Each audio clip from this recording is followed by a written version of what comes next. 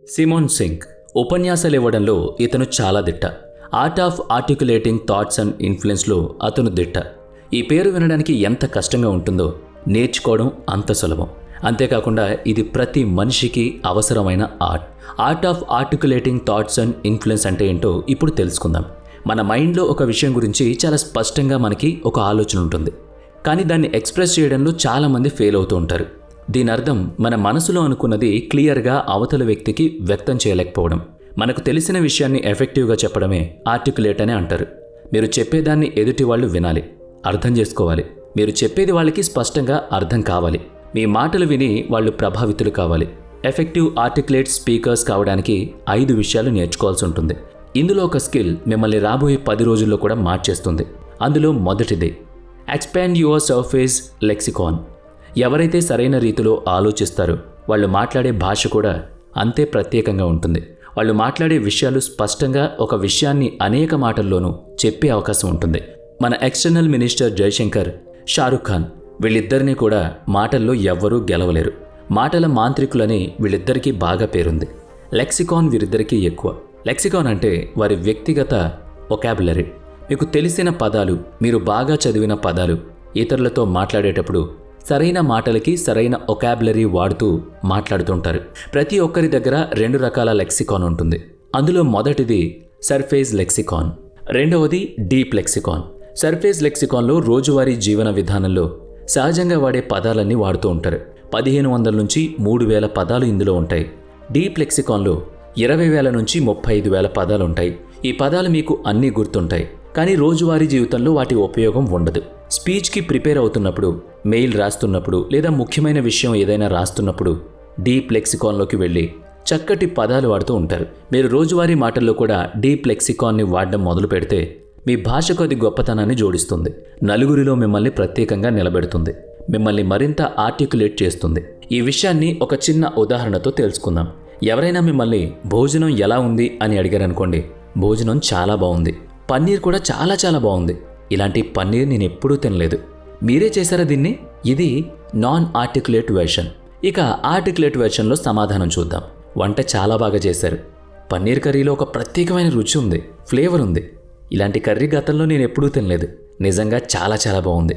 ఇది మీ చేతి మహిమ లేక బయట నుంచి తెచ్చారా?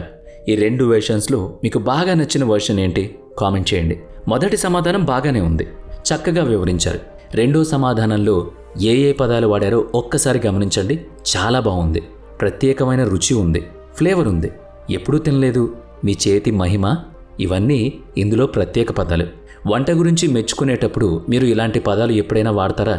లేదు కదా? లేదా చాలా తక్కువ సందర్భాల్లో వాడుంటారు. ఎందుకంటే ఈ పదాలన్నీ మీ డీప్ లెక్సికాన్లో ఉంటాయి.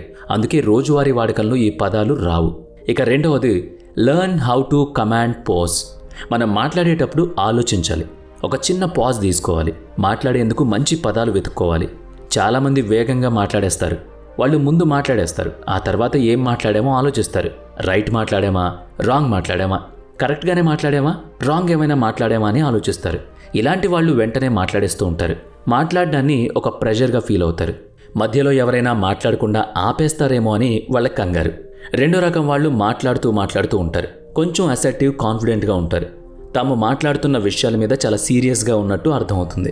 వేగంగా గాలి పీల్చుకుంటూ వదులుకుంటూ బ్రెయిన్కి కావాల్సిన ఆక్సిజన్ ఇస్తూ ఉంటారంతే.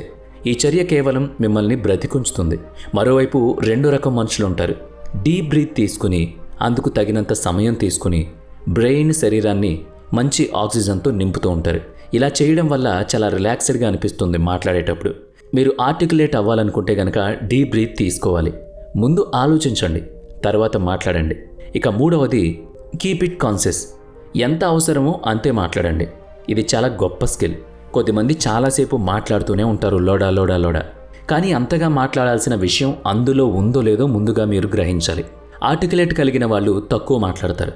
చాలామంది మాట్లాడేటప్పుడు తలాతోక ఉండదు, ఎందుకు మాట్లాడుతున్నారో తెలియదు. Beginning, mid portion, definitive end ఇవేమీ ఉండవు. మాట్లాడుతూనే ఉంటారు. మాట్లాడాల్సిన విషయం దగ్గరికి రావడానికి వారికి చాలా సమయం పడుతుంది. ఈలోపు వాళ్ళ మాటలు వినే వాళ్లకు చిరాకు వస్తుంది. వాళ్ళకి సగానికి పైగా విషయాలు గుర్తుకే ఉండవు. ఎఫెక్టివ్ కమ్యూనికేటర్ ఎక్కువ మాట్లాడు, తక్కువ మాటలతోనే ఎదుటి వాళ్లకు చెప్పాల్సిన విషయాన్ని ఇట్టే చెప్పేస్తాడు. ఈ విషయం ప్రూవ్ చేయడానికి ఇద్దరు ఫ్రెండ్స్తో మాట్లాడేందుకు ప్రయత్నించాం. ఇందులో ఒకరు ఎక్కువ మాట్లాడతారు, ఒకరు తక్కువగా మాట్లాడతారు. ఇద్దరిని ఒకే ప్రశ్న అడిగాం. ఒక మంచి న్యాచురల్ బాడీ కావాలంటే ఏం చెయ్యాలి? ఇది ఇద్దరిని అడిగిన ప్రశ్న. మొదటి వ్యక్తి ఏం సమాధానం చెప్పాడంటే, నీకు మంచి బాడీ కావాలంటే 1 ఏడాది పడుతుంది, చాలా కష్టపడాల్సి ఉంటుంది, అందుకోసం రోజు జిమ్కి వెళ్ళాలి, డైట్ పాటించాలి, ప్రోటీన్ ఎక్కువ తీసుకోవాలి, గుడ్లు మాంసం ఎక్కువగా తినాలి. ఏవైనా ప్రోటీన్ డ్రింక్స్ కావాలంటే నాకు చెప్పు, 8 గంటలు పడుకో, ఇంతే, ఎక్కువ కష్టమేం లేదు అని ముగించాడు. ఇప్పుడు రెండో వ్యక్తి ఇచ్చిన సమాధానం వినండి. మంచి బాడీ కోసం 3 సూత్రాలు పాటించాలి. అందులో మొదటిది మంచి ఎక్సర్సైజ్, రోజు ఏదో రూపంలో శరీరానికి శ్రమ ఉండాలి. రెండవది మీ ప్రోటీన్ ఇంటేక్ను పెంచుకోండి, పన్నీర్, ఎగ్స్, మాంసం ఇలాంటివి తీసుకోవాలన్నమాట. మూడోది కనీసం 8 గంటలు హాయిగా పడుకోండి. చాలు. ఈ 3 పనులు చేస్తే ఏడాది పాటు కంటిన్యూ చేస్తే మంచి బాడీ మీ సొంతం అవుతుంది. ఇలా రెండో స్నేహితుడు చాలా క్లారిటీగా క్లియర్ కట్గా సమాధానం చెప్పాడు. అలాగని 1 వర్డ్ ఆన్సర్ కూడా ఇవ్వద్దు. అలాగని ఎదుటి వాళ్లకు బోర్ కొట్టేంత సమాధానం కూడా చెప్పొద్దు. రెండిటికీ మధ్య నేను ఈ విషయాన్ని తక్కువ మాటల్లో ఎక్కువ చెప్పాలి అని మీరు ముందే డిసైడ్ అవ్వాలి. ఇక 4వది డెవలప్ యువర్ యూనిక్ స్టైల్. ఇది ఒక బ్రహ్మాస్త్రం. ఆర్టికులేట్ స్పీకర్ లాగా మారడానికి మీరు యూట్యూబ్లోకి వెళ్ళి గొప్ప వాళ్ళ స్పీచ్ వినండి. ఎన్ని వీడియోలు చూడగలిగితే అన్ని వీడియోలు చూడండి. వాళ్ళు ఏ పదాలు వాడుతున్నారు, ఎప్పుడు వాడుతున్నారు, ఎంత బాగా అవి మిమ్మల్ని ఆకర్షిస్తున్నాయో గమనించండి. వాటన్నిటినీ స్టడీ చేయండి, కాపీ కొట్టండి. అంతేకాని అచ్చుగుద్దినట్టు అలా మాట్లాడడానికి ప్రయత్నించకండి. మిమ్మల్ని మీరు అన్వయించుకోండి. మీకంటూ ఒక యూనిక్ స్టైల్ని క్రియేట్ చేసుకోవడంలో ఇది చాలా బాగా ఉపయోగపడుతుంది. మీరు ఒకరి నుంచి నేర్చుకోవద్దు అనుకుంటే కనుక చాలా విషయాలు మీకు మీరే ఎనాలిసిస్ చేసుకుని అద్దం ముందు మాట్లాడి కూడా మిమ్మల్ని మీరు మెచ్చుకోవచ్చు. మీకు నచ్చిన విషయాలను అవతల వాళ్ళ దగ్గర ప్రదర్శించవచ్చు. జోర్డన్ పీటర్సన్, జో రోగన్ ఇలా ఒకరి తర్వాత ఒకరి స్పీచెస్ వినండి. వీళ్ళందరి మాటలు వింటూ పోతే మీకంటూ ఒక యూనిక్ స్టైల్ ఖచ్చితంగా వస్తుంది. ఇక చివరిగా 5వ పాయింట్, ప్రాక్టీస్. చక్కగా ఎలా మాట్లాడాలనే విషయం గురించి తెలుసుకోగానే మీరు చక్కగా మాట్లాడలేరు. మీరు మాట్లాడడం నేర్చుకోవాలి అంటే ముందుగా ప్రాక్టీస్ చేయాలి. ప్రాక్టీస్ అంటే మీరు మాట్లాడే విధానానికి మీ చేతులు అలాగే మీ హావభావాలు కలిసికట్టుగా పనిచేయాలి. ఇందుకోసం ప్రతిరోజు మీరు ఒక 5 నిమిషాలు కెమెరా ముందు మాట్లాడి మీ వీడియోని మీరే చూసుకోండి.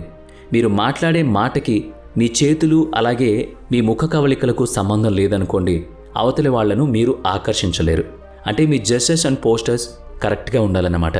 అలా 10 రోజులు మీ వీడియోని మీరే రికార్డ్ చేసుకుని మీ మాటలు మీరే విని మీ హావభావాలను మీరే చూసుకోగలిగితే కనుక 11వ రోజు నుంచి మీరు ఒక సూపర్ స్పీకర్ అయిపోవడం ఖాయం. ఇంకెందుకు ఆలస్యం, ఇప్పుడే ప్రయత్నాన్ని మొదలు పెట్టండి. ఎందుకంటే మనం మాట్లాడే విధానం మన జీవితాన్ని మార్చేయొచ్చు, మనకి ఎన్నో అవకాశాలను తెచ్చిపెట్టి మనల్ని సక్సెస్ఫుల్గా ముందుకు తీసుకువెళ్ళొచ్చు.